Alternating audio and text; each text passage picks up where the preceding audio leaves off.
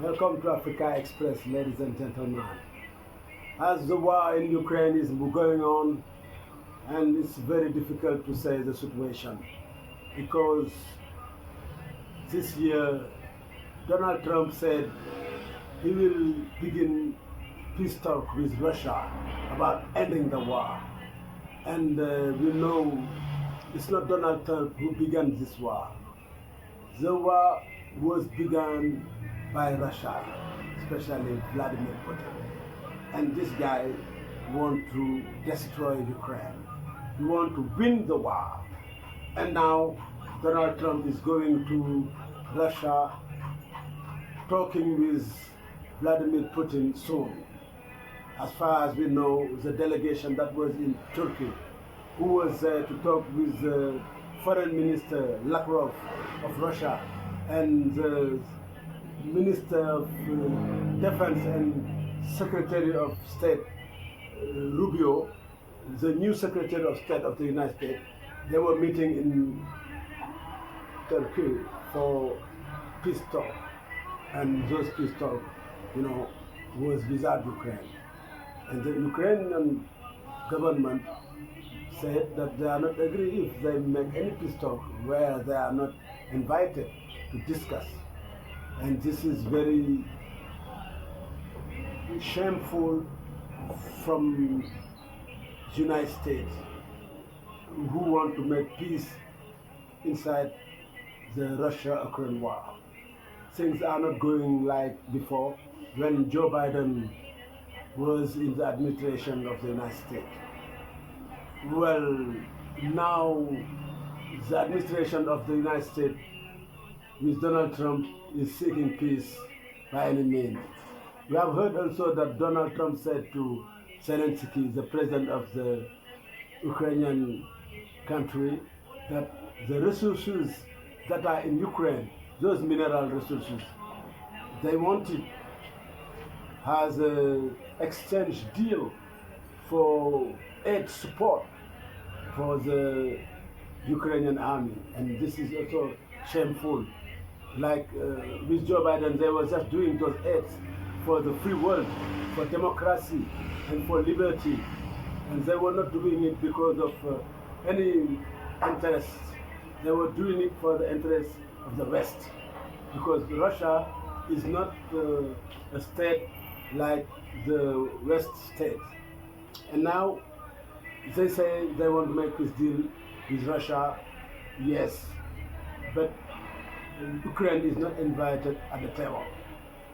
The brave Ukrainian armies are always fighting in the front line because they receive help from the European Union and the NATO organization. The European Union, they are still proud of the Ukrainian army and the Ukrainian people who resist fiercely against Vladimir Putin.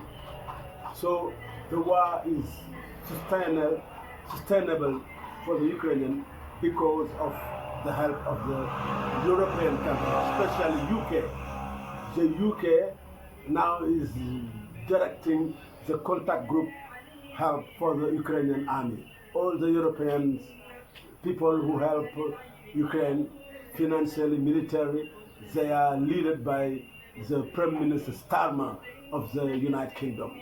So this is something like Europe is feeling himself a little bit alone because United States is not aiming to boost Ukraine in this war, and he's trying to sideline with Vladimir Putin by saying that Ukraine must give up a part of its territorial gain. This is not good. The Russian armies have gained some territorial land in Ukraine, but it's not their land. Since 2014, when Russia was in Crimea and come and annex this peninsula of Ukraine, saying that it belongs to them now by force, Russia is still going to Ukraine surely, but slowly but surely. And we see that it's not a peace talk or a ceasefire which will stop this guy, Vladimir Putin and his army. His machine is a machine to kill human in the West, the free world. And the free world must stand up as one man and confront this. But there is no any deal except Ukraine goes into NATO and then Russia withdraw all its forces from the land of Ukrainian. Then we can think that the West world is enough strong to let his voice heard through the world. Because if they don't let their voice heard through the world, China is preparing to go to Taiwan.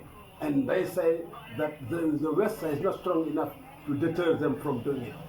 What Russia is doing here in Ukraine is what China will do in Taiwan.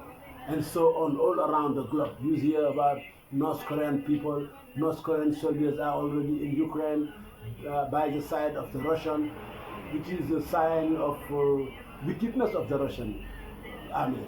So if the West tend to go there and support Ukraine, they will wicked Russia and he will withdraw from the Ukrainian land. It's not pistol ceasefire that will stop this guy. Many ceasefire he did not respect. How many times since the February 22, when they said in Istanbul in Turkey that they're going to accept a ceasefire and let the fleet, the naval fleet of the Ukrainian pass through this corridor to go to bring those wheat to the poor countries that are starving because of hunger. Russia is the first one who sent his missiles in Odessa, and that land was very damaged by those missiles from Russia. So Russia does not respect any peace deal, any ceasefire. So what is a ceasefire means the fight. Russia has a nuclear deterrent, the West has nuclear deterrent. Life is life and life will end. But death is death. If he throw atomic bomb and then the West throw atomic bomb, it's the same thing. It will not benefit to Russia if they use their nuclear bomb. So this is not a nuclear war, this is a conventional war. We can move the missiles into Russia, fight him that he says that he's not the strongest in conventional war. This is what the West have to do. We must stand together and help Ukraine, help all the nations who like democracy, freedom, justice, and love and peace in this world. They must unite and help, because this must be the last time a country, a great country, goes to fight and colonize another young country. There is no reason for Russia to go to Ukraine. And now the West must stand and help Ukraine. Thank you very much. This is Africa Express. We all know that we Africa Express, we support Ukraine. We support Ukraine, Slava Ukraine.